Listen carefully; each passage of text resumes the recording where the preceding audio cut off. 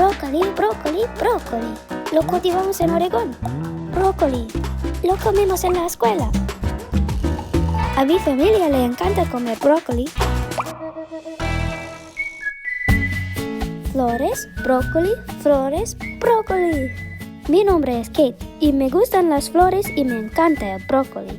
Mamá dice que una cabeza de brócoli está compuesta por cientos de pequeños capullos de flores, flores que puedo comer.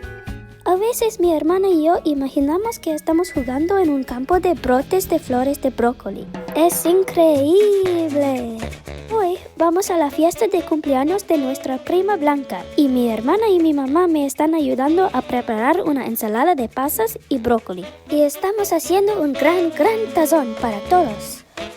Mi mamá me enseñó cómo hacer esta ensalada y ahora puedo hacerla sola, pero es más rápido y divertido hacerla con ellas. Hacemos nuestra ensalada de brócoli con cosas que me gusta comer. Pasas, semillas de girasol, cebolla morada picada y trocitos de tocino. 6 tazas de brócoli verde picado, por favor. Mezcla, mezcla, mezcla. Me da risa ver un tazón entero de flores que puedo comer, como este tazón de brócoli. ¡Mira! Es un arco iris de flores en el tazón.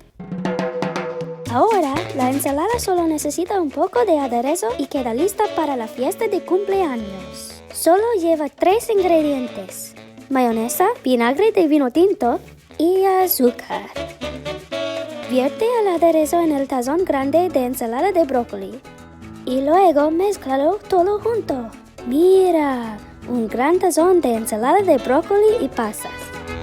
Ahora es tiempo de ir a la fiesta de cumpleaños. ¡Feliz cumpleaños a ti! Para aprender más sobre el brócoli, busque Cosecha de Oregón para escuelas.